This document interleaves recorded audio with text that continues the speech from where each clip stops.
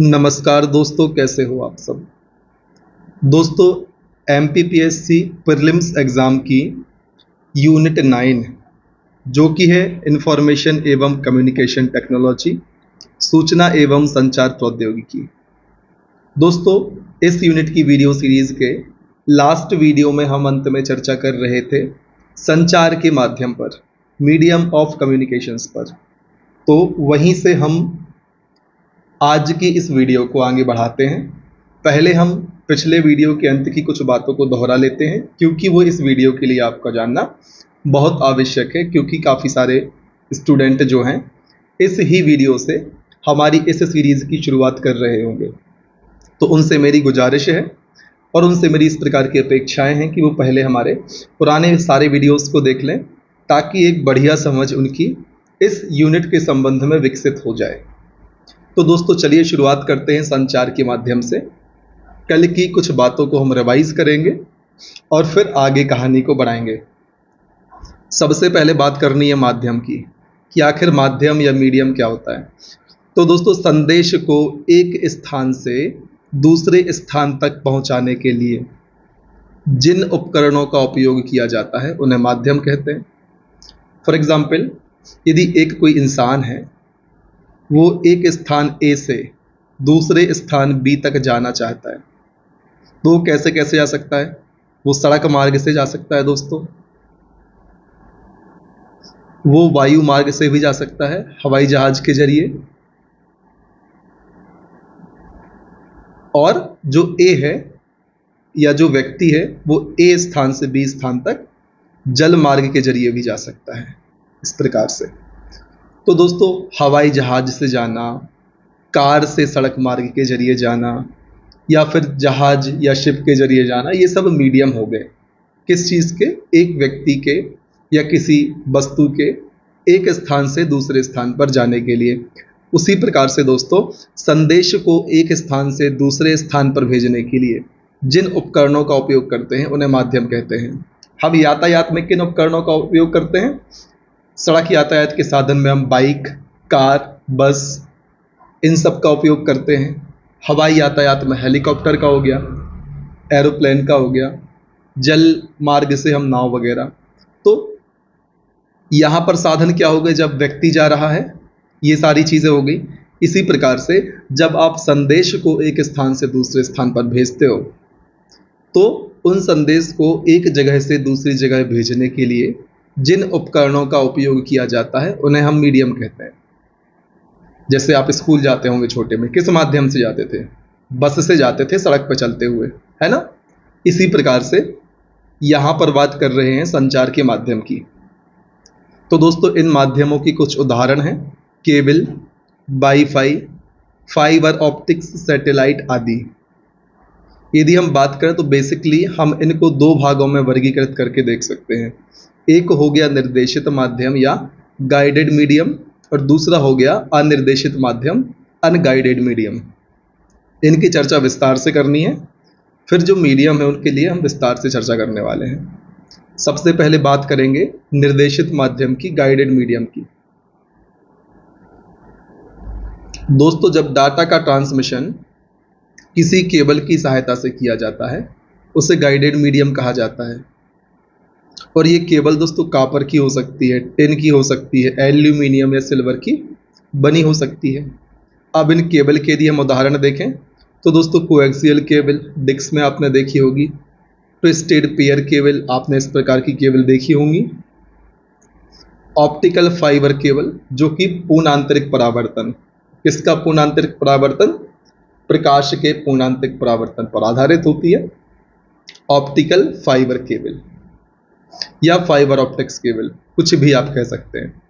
इस प्रकार से हमने बात करी निर्देशित माध्यम की, जिसमें जो डाटा का ट्रांसमिशन होगा वह केबल की सहायता से किया जाएगा। फिर बारी आती है अनिर्देशित माध्यम की, अनगाइडेड मीडियम की। दोस्तों, इसमें डाटा का ट्रांसमिशन वायरलेस टेक्नोलॉजी की सहायता से किया जाता है। ठीक, किसमें? अनगाइडेड मीडियम में।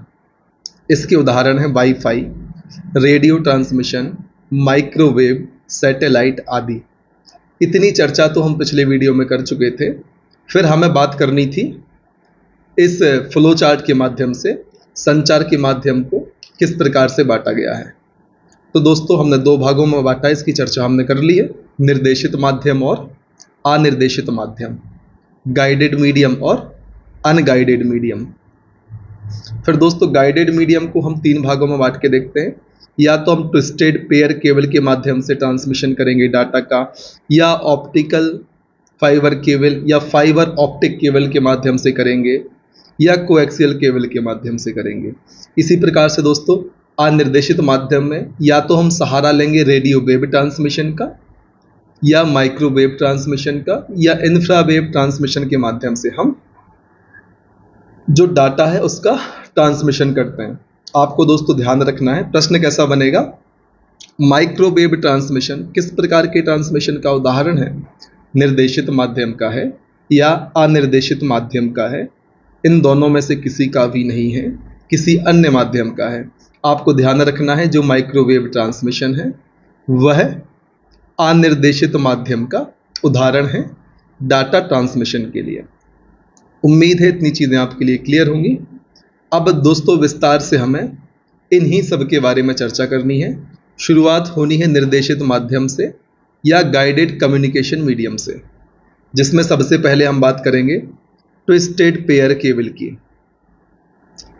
दोस्तों ट्विस्टेड पेयर केबल को ईथरनेट केबल के नाम से भी जाना जाता है। ध्यान रखें, ट्विस्टेड पेयर केबल को हम ईथरनेट केबल के नाम से जानते हैं। इसका या इस केबल का उपयोग छोटी दूरी या लैन नेटवर्क में डाटा कम्युनिकेशन के लिए किया जाता है। इस प्रकार के केबल में तार आपस में उलझे होते हैं जिनके ऊपर अभ्रक की परत का जैकेट लगा होता है। दोनों में से एक तार सिग्नल को रिसीवर तक पहुंचाने के लिए तथा दूसरा तार अर्थिंग के लिए उपयोग किया जाता है। ध्यान रखें दोस्तों, जो ट्विस्टेड पेयर केबल होती है उसे ईथरनेट केबल के नाम से जानते हैं, और छोटी दूरी, कम दूरी या लैन नेटवर्क में, लोकल एरिया नेटवर्क में डाटा कम्युनिकेशन के लिए हम ट्विस्टेड पेयर केबल का उपयोग करते हैं। दोस्तों ट्विस्टेड पेयर केबल है तो कॉमन सेंस वाली बात है, तार आपस में ट्विस्टेड होंगे, उलझे हुए होंगे, आप यहाँ पर देख सकते हैं। इसके ऊपर अभ्रक का जैकेट लगा होता है। इनमें दोस्तों जो दो तार होते हैं, एक तार क्या करता है, एक तार सिग्नल को रिसीवर तक पहुंचाने के लिए, एवं जो दूसरा तार होता है अर्थिंग के लिए उपयोग किया जाता है। उम्मीद है ट्विस्टेड पेयर केबल के बारे में इतनी चीज़ें आपके लिए क्लियर होंगी। फिर हमें बात करनी है फाइबर ऑप्टिक केबल की। इसमें क्या होता है दोस्तों, इस केबल में धातु के तारों की जगह विशिष्ट प्रकार के गिलास या प्लास्टिक के फाइबर का उपयोग डाटा कम्युनिकेशन के लिए किया जाता है। ये दोस्तों हल्की व तीव्र गति वाली होती हैं। इनमें डाटा का संचार प्रकाश के माध्यम से किया जाता है, और यह माध्यम दोस्तों प्रकाश के पूर्ण आंतरिक परावर्तन, टोटल इंटरनल रिफ्लेक्शन के सिद्धांत पर काम करता है। इतनी चीज़ें आपको ऑप्टिक फाइबर केबल के बारे में, फाइबर ऑप्टिक केबल के बारे में ध्यान रखनी है। सबसे महत्वपूर्ण बिंदु कौन सा है, सबसे महत्वपूर्ण बिंदु है कि दोस्तों यह केवल प्रकाश के पूर्णांतरिक परावर्तन के सिद्धांत पर काम करती है, हल्की होती है, गति में तीव्र होती है, ठीक। और डाटा का संचार प्रकाश के माध्यम से किया जाता है। किस केबल में, आपको ध्यान रखना है, फाइबर ऑप्टिक केबल में। फिर बारी आती है कोएक्सियल केबल की। इस केबल के द्वारा उच्च आवृत्ति वाले डेटा को संचारित किया जाता है। उच्च आवृत्ति के डेटा को संचारित करने के लिए किस केबल का उपयोग करते हैं, तो इसके लिए हम करते हैं कोएक्सियल केबल का उपयोग। फिर दोस्तों बारी आती है, कोएक्सियल केबल को जमीन के नीचे बिछाया जाता है। इस केबल में या इस केबल के केंद्र में ठोस तार होता है जो कुचालक तार से घिरा होता है। इसका उपयोग टेलीविज़न नेटवर्क में अधिक किया जाता है। आपने डिक्स में देखा होगा दोस्तों, अक्सर इस प्रकार से केबल का उपयोग किया जाता है। उम्मीद है इतनी चीज़ें क्लियर होंगी। इस प्रकार से हमने अब तक चर्चा की है निर्देशित माध्यम की डाटा ट्रांसमिशन के लिए। अब हम बात करेंगे अनिर्देशित माध्यम या अनगाइडेड मीडियम की, किसके लिए? डाटा कम्युनिकेशन के लिए या डाटा ट्रांसमिशन के लिए, जिसमें सबसे पहले हम बात करेंगे रेडियो ट्रांसमिशन की। क्या होता है दोस्तों? इसमें रेडियो आवृत्तियों के माध्यम से डेटा का कम्युनिकेशन किया जाता है। कॉमन सेंस वाली बात है, रेडियो कम्युनिकेशन की बात चल रही है, रेडियो वेव ट्रांसमिशन की बात चल रही है, तो इसमें रेडियो आवृत्तियों का प्रयोग ही किया जाएगा। यहाँ कुछ याद रखने वाली बात नहीं है, इतना ध्यान रख लें कि इसका उपयोग लंबी दूरी के संचार के लिए किया जाता है और यह दोस्तों वायर्ड तकनीक से सस्ता होता है। आप ये ना सोचें रेडियो में सुनने में तो ज़्यादा टेक्नोलॉजी लग रही है तो बहुत महंगा पड़ता होगा, ऐसा नहीं है दोस्तों। वायर्ड टेक्नोलॉजी से सस्ता पड़ता है रेडियो वेव ट्रांसमिशन। एक बार R&D में पैसे खर्च होते हैं, उसके बाद तो सारी चीज़ें आसान हो जाती हैं। इसलिए radio wave transmission wired technique से सस्ता होता है, निर्देशित माध्यम से सस्ता होता है। लेकिन क्या होता है, यह माध्यम वर्षा, धूल, बर्फ आदि से प्रभावित हो जाता है। इतनी बात भी आपको ध्यान रखनी है। ये समस्या अक्सर आपको अनिर्देशित या अनगाइडेड माध्यम में देखने को मिलेगी। फिर बारी आती है माइक्रोवेव ट्रांसमिशन की। इसमें डेटा रेडियो सिग्नल की तरह ही संचालित होता है या संचारित होता है दोस्तों, है ना। इस सिस्टम में अर्थात माइक्रोवेव सिस्टम में भी डेटा का कम्युनिकेशन आवृत्तियों के माध्यम से किया जाता है। इसमें माइक्रोवेव इलेक्ट्रोमैग्नेटिक तरंगें होती हैं, उसमें रेडियो तरंगें हो रही थी दोस्तों, यहाँ पर माइक्रोवेव इलेक्ट्रोमैग्नेटिक तरंगें होती हैं जिनकी आवृत्ति 0.3 गीगाहर्ट्ज से 300 गीगाहर्ट्ज के बीच होती है। ध्यान रखें 0.3 से 300 गीगाहर्ट्ज, आप इसको जरूर याद रखें, आपके एग्जाम में यहाँ से सीधा प्रश्न बन सकता है। ये एकल दिशात्मक होती हैं। कौन सी माइक्रोवेव ट्रांसमिशन दोस्तों? यूनिडायरेक्शनल होता है। कैसा होता है? यूनिडायरेक्शनल होता है, एक दिशात्मक होता है। मौसम खराब होने पर यह सिस्टम प्रभावित होता है। इसका उपयोग टेलीविजन प्रसारण में किया जाता है। लंबी दूरी के लिए हमने रेडियो वेव का उपयोग कर लिया था। अब बारी आती है इंफ्रारेड वेव ट्रांसमिशन की। दोस्तों यह छोटी दूरी में डाटा कम्युनिकेशन करने वाली उच्च आवृत्ति की तरंगें होती हैं। लंबी दूरी के लिए रेडियो वेव की बात करी, छोटी दूरी के लिए इंफ्रारेड वेव ट्रांसमिशन की बात की जा रही है। दोस्तों ये तरंगें ठोस ऑब्जेक्ट जैसे दीवार आदि के आर पार नहीं जा सकती। इसका एग्जाम्पल आपने अपने घरों में उपयोग होने वाला टीवी रिमोट देखा होगा, वायरलेस स्पीकर, ये सब चीज़ें आपने देखी होंगी। जब दीवार के आप आर पार जाते हैं तो कनेक्शन ब्रेक हो जाता है या टीवी का रिमोट काम नहीं करता, क्योंकि इंफ्रारेड वेव दोस्तों ठोस ऑब्जेक्ट को पार नहीं कर पाती, पहली चीज़। दूसरी चीज़ छोटी दूरी की होती है तो ज़्यादा दूर से आप कैच भी नहीं करा पाएंगे। ठीक, उम्मीद है इतनी चीज़ें आपके लिए एकदम क्रिस्टल क्लियर होंगी। अब दोस्तों बात करनी है नेटवर्क प्रोटोकॉल की।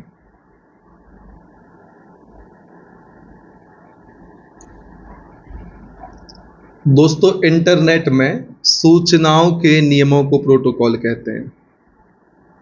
इसका उपयोग किसी भी नेटवर्क में सूचनाओं को त्रुटि रहित आदान प्रदान करने के लिए किया जाता है।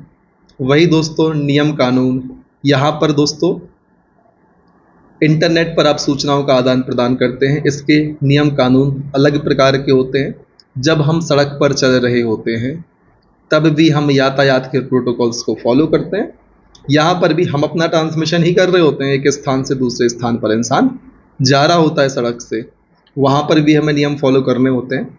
इसी प्रकार से दोस्तों इंटरनेट पर जब सूचनाओं को हम इधर से उधर, एक स्थान से दूसरे स्थान, एक डिवाइस से दूसरे डिवाइस भेजते हैं, तब भी दोस्तों हमारे लिए सूचनाओं से संबंधित नियमों को पालन करना पड़ता है। उन्हीं नियमों को हम कहते हैं प्रोटोकॉल। और ये क्यों होता है? सूचनाओं के त्रुटि रहित आदान प्रदान के लिए। जिस प्रकार से दोस्तों सड़क पर चलने के लिए नियम बने होते हैं, बाई साइड से चलना है, सीट बेल्ट लगाना है, हेलमेट पहनना है, बाइक चला रहे हैं तो क्यों? ताकि हम भी सही सलामत एक स्थान से दूसरे स्थान पर पहुंचे, दुर्घटना की संभावना कम से कम हो।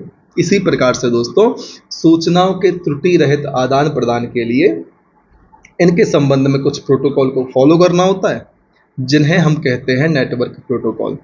इसके उदाहरण हैं TCP/IP, HTTP, FTP और SMTP आदि। अब एक एक करके इनकी चर्चा हम कर लेते हैं। आपको दोस्तों फुल फॉर्म बहुत आवश्यक रूप से ध्यान रखना है। सीधे फुल फॉर्म से आपके एग्जाम में प्रश्न आते हैं, इसलिए ज़रूरी होता है, और दूसरा इसलिए कि फुल फॉर्म देखने के बाद आप काफ़ी सारे जो डिवाइसेस होते हैं, काफ़ी सारे प्रोटोकॉल, कुछ भी होता है जिसका फुल फॉर्म आपको पता होता है, आपको उसकी कार्यप्रणाली के बारे में आभास लगता है, एक्चुअल में क्या चीज़ है वो उसके बारे में आभास लगता है। तो आप फुल फॉर्म याद रखेंगे तो काफ़ी सारी चीज़ें आप आसानी से ऑटोमेटिकली समझ पाएंगे। तो सबसे पहले हमें बात करनी है TCP/IP की, अर्थात ट्रांसमिशन कंट्रोल प्रोटोकॉल और इंटरनेट प्रोटोकॉल की। दोस्तों TCP/IP प्रोटोकॉल का उपयोग इंटरनेट पर डाटा ट्रांसफ़र करने के लिए किया जाता है। ध्यान रखें, TCP/IP प्रोटोकॉल का उपयोग हम करते हैं इंटरनेट पर डाटा ट्रांसफ़र करने के लिए। यह डाटा को छोटे छोटे पैकेट्स में विभाजित करके नेटवर्क के जरिए डेस्टिनेशन तक भेज देता है। ध्यान रखें, TCP/IP प्रोटोकॉल का उपयोग इंटरनेट पर डाटा को ट्रांसफ़र करने के लिए करते हैं। यह दोस्तों डाटा को छोटे छोटे पैकेट्स में विभाजित करके नेटवर्क के जरिए उसकी मंजिल तक, उसके डेस्टिनेशन तक भेज देता है। कौन सा protocol? TCP/IP protocol. Full form आपको ध्यान रखना है, transmission control protocol, internet protocol. फिर बारी आती है SMTP की, जिसका फुल फॉर्म है simple mail transfer protocol. Common sense वाली बात मैंने आपसे कहा था, यदि आप फुल फॉर्म पता रखते हैं तो पहला तो क्वेश्चन यदि फुल फॉर्म से आता है तो आप सही कर लेंगे, दूसरा उसके एप्लीकेशन से भी आप सही कर लेंगे। अब जब इसका डिस्क्रिप्शन हम पढ़ेंगे तब आपको समझ में आएगा कि जो SMTP है इसका उपयोग इंटरनेट पर ईमेल भेजने और प्राप्त करने के लिए किया जाता है। अब फुल फॉर्म में क्या लिखा है? Simple mail transfer protocol. तो समझ रहे ना आप, यहाँ पे ईमेल आप आसानी से यहाँ पर आंसर लगा सकते हैं। फिर बारी आती है HTTP की, जिसका फुल फॉर्म होता है हाइपर टेक्स्ट ट्रांसफ़र प्रोटोकॉल। दोस्तों यह क्लाइंट और सर्वर के बीच कनेक्शन स्थापित करता है। यह वर्ल्ड वाइड वेब पर डॉक्यूमेंट एक्सचेंज करने के काम में आता है। आपने देखा होगा जब आप वेबसाइट सर्च करते होंगे तब आपके लिए HTTP और HTTPS इस तरीके से वेबसाइट के पहले लिखा आता होगा। वहाँ पर दोस्तों हाइपर टेक्स्ट ट्रांसफ़र प्रोटोकॉल का उपयोग किया जाता है। दोस्तों यह प्रोटोकॉल वर्ल्ड वाइड वेब पर डॉक्यूमेंट को एक्सचेंज करने के काम आता है। वहीं से तो आप सारी चीज़ें सर्च करते हैं, जो भी आप गूगल पर सर्च करते हैं तो www के माध्यम से ही आप सारी इन्फॉर्मेशन को गैदर करते हैं या प्राप्त करते हैं। ठीक है, फिर बारी आती है FTP की। इसका फुल फॉर्म भी आप ध्यान रखें, फाइल ट्रांसफ़र प्रोटोकॉल। इसका उपयोग कंप्यूटर तथा सर्वर के बीच फाइल ट्रांसफ़र करने के लिए किया जाता है। किस प्रकार की फाइल? फाइल में कुछ भी हो सकता है, डाटा हो सकता है, टेक्स्ट, ग्राफ, पिक्चर, तो इन सभी को ट्रांसफ़र करने के लिए हम FTP protocol, file transfer protocol का उपयोग करते हैं। वो भी फुल फॉर्म से आप समझ रहे होंगे, फाइल अलग अलग प्रकार की होती है। फिर बारी आती है गोफर की। यह एक प्रोटोकॉल सॉफ्टवेयर है जो इंटरनेट द्वारा दूरस्थ कंप्यूटर से डॉक्यूमेंट सर्च करना तथा प्राप्त करना प्रदर्शित करता है। कौन सा प्रोटोकॉल? Gopher protocol. आप इसको ऐसा याद रख लें, गो फॉर प्रोटोकॉल। फॉर मतलब दूरी, FAR वाला, लेकिन आप उसको इस तरीके से पढ़ें तो आपको ज़्यादा आसानी होगी। मतलब फार मतलब दूर हो गया, इस स्पेलिंग पर मत जाएं। फार को आप इस तरीके से देखें, FAR, गो फार मतलब दूर जाना। इसमें क्या होगा? गोफर प्रोटोकॉल में यह एक सॉफ्टवेयर प्रोटोकॉल है जो इंटरनेट द्वारा दूरस्थ स्थित, जो बहुत दूर है, बहुत फार है, से डॉक्यूमेंट सर्च करने और उसे प्राप्त करना प्रदर्शित करता है। कौन सा प्रोटोकॉल? Gopher protocol. फिर बारी आती है टेलनेट की। किसी एक कंप्यूटर को दूर बैठकर अन्य कंप्यूटर को संचालित करने में यह प्रोटोकॉल मदद करता है। टेलनेट क्या करता है? किसी एक कंप्यूटर को दूर बैठकर किसी दूसरे कंप्यूटर को संचालित करने में यह प्रोटोकॉल मदद करता है। दोस्तों यहाँ पर भाषा में यदि सुधार करेंगे तो आपको ज़्यादा सुविधा होगी समझने में। आप यहाँ पर कर दें किसी एक कंप्यूटर से दूर बैठकर किसी अन्य कंप्यूटर को संचालित करने में इस प्रोटोकॉल की सहायता ली जाती है। किस प्रोटोकॉल की? टेलनेट की। दोस्तों इसके लिए रिमोट लॉगिन की आवश्यकता होती है। किस प्रोटोकॉल के लिए रिमोट लॉगिन की आवश्यकता होती है? तो वह है टेलनेट। इसको आप ध्यान रखें, रिमोट लॉगिन की आवश्यकता इसके लिए होती है। इसके उदाहरण हैं टीम व्यूअर, एनीडेस्क आदि। उम्मीद है इतनी चीज़ें आपके लिए क्लियर होंगी। फिर बारी आती है दूसरे कुछ नेटवर्क प्रोटोकॉल की, जो कुछ इस प्रकार से हैं। इनके फुल फॉर्म आपको ध्यान रखने हैं। IMAP अर्थात internet message access protocol. Full form से आप समझ जाएंगे किस में इसका उपयोग किया जाता है। POP अर्थात पोस्ट ऑफिस प्रोटोकॉल। UDP अर्थात यूज़र डाटाग्राम प्रोटोकॉल। MAC अर्थात media access control protocol. ARP मतलब एड्रेस रिजोल्यूशन प्रोटोकॉल। DNS मतलब domain name system protocol. IGMP मतलब इंटरनेट ग्रुप मैनेजमेंट प्रोटोकॉल। फिर से एक बार हम रिवाइज कर लेते हैं। IMAP का फुल फॉर्म है internet message access protocol. POP का फुल फॉर्म है पोस्ट ऑफिस प्रोटोकॉल। UDP का फुल फॉर्म है यूज़र डाटाग्राम प्रोटोकॉल। MAC का फुल फॉर्म है media access control protocol. ARP का फुल फॉर्म है एड्रेस रिजोल्यूशन प्रोटोकॉल। DNS का फुल फॉर्म है डोमेन नेम सिस्टम प्रोटोकॉल। इसी प्रकार से IGMP का फुल फॉर्म है इंटरनेट ग्रुप मैनेजमेंट प्रोटोकॉल। इतने फुल फॉर्म्स को आपको ध्यान रखना है। फिर हमें बात करनी है भारत के प्रमुख डेटा सर्विस प्रोवाइडर की, जिसके अंतर्गत हम देखेंगे VSNL, BSNL और MTNL को। तो चलिए शुरुआत करते हैं VSNL से, जिसका पूरा नाम होता है विदेश संचार निगम लिमिटेड। याद रखें, विदेश संचार निगम लिमिटेड VSNL। इसकी स्थापना दोस्तों कब हुई? तो इसकी स्थापना 1986 में की गई। दोस्तों इसके द्वारा पहली बार 1995 में भारत में इंटरनेट की सुविधा प्रदान की गई। VSNL द्वारा सबसे पहले कब? तो वर्ष 1995 में क्या हुआ? भारत में इंटरनेट की सुविधा प्रदान की गई। कहाँ पर? भारत में इंटरनेट की सुविधा किसने प्रदान की? VSNL ने। कब प्रदान की? 1995 में की। दोस्तों भी आपसे बोला जा रहा है VSNL, ठीक है। 2002 में इसका निजीकरण कर दिया गया। याद रखें 2002 में दोस्तों क्या हुआ? VSNL का निजीकरण कर दिया गया। वर्तमान में यह डाटा कम्युनिकेशन लिमिटेड के नाम से जानी जाती है। प्रश्न यदि आपसे आता है कि VSNL को वर्तमान में किस नाम से जानते हैं, तो VSNL को वर्तमान में हम डाटा कम्युनिकेशन लिमिटेड के नाम से जानते हैं। क्या क्या ध्यान रखना है? VSNL का फुल फॉर्म ध्यान रखें, जो होता है विदेश संचार निगम लिमिटेड। इसकी स्थापना वर्ष 1986 में हुई थी और इसने ही 1995 में भारत में सबसे पहले इंटरनेट की सुविधा प्रदान की थी। वर्ष 2002 में इसका निजीकरण हो गया और वर्तमान में यह डाटा कम्युनिकेशन लिमिटेड के नाम से जानी जाती है।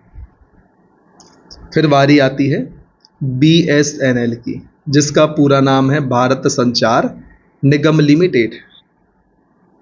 इसकी स्थापना कब हुई थी दोस्तों? तो ध्यान रखें 15 सितंबर सन 2000 को BSNL की स्थापना हुई थी। जिसका हेडक्वार्टर कहाँ पर है दोस्तों? तो इसका हेडक्वार्टर दिल्ली में स्थित है। यह विगत कई वर्षों से घाटे में चल रही है, इसलिए इसे व्हाइट एलिफेंट के नाम से जाना जाता है। ध्यान रखें दोस्तों, व्हाइट एलिफेंट के नाम से किसे जानते हैं? तो दोस्तों BSNL को व्हाइट एलिफेंट के नाम से जानते हैं, जिसका हेडक्वार्टर दिल्ली में स्थित है और इसकी स्थापना हुई थी 15 सितंबर सन 2000। इतने कुछ फैक्ट आप ध्यान रख लें, आपका काम निकल जाएगा। फिर बारी आती है MTNL की। इसका फुल फॉर्म क्या है? महानगर टेलीफोन निगम लिमिटेड। स्थापना कब हुई दोस्तों? तो स्थापना हुई थी 1 अप्रैल वर्ष 1986। हेडक्वार्टर कहाँ पर है?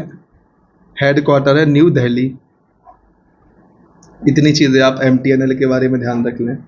फिर चर्चा करनी है ट्राई की, TRAI फुल फॉर्म है telecom regulatory authority of India, स्थापना 1997। दोस्तों मैं आपको फिर से अपने हाथ से फिर से लिख रहा हूँ, देखिए यहाँ पर लिखा हुआ है, फिर से मैं इसलिए लिख रहा हूँ आपकी अटेंशन बेहतर हो आपकी और ज़्यादा लंबे समय तक आपको चीज़ें याद रहें।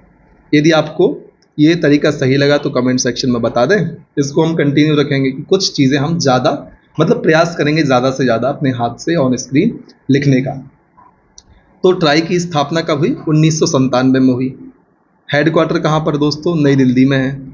फुल फॉर्म क्या है? Telecom regulatory authority of India. दोस्तों जब किसी ग्राहक को टेलीकॉम ऑपरेटर के प्रति शिकायत करनी होती है तब ये काम में आते हैं भाई साहब, तब वो इंसान अपनी शिकायत ट्राई अर्थात telecom regulatory authority of India के पास करता है।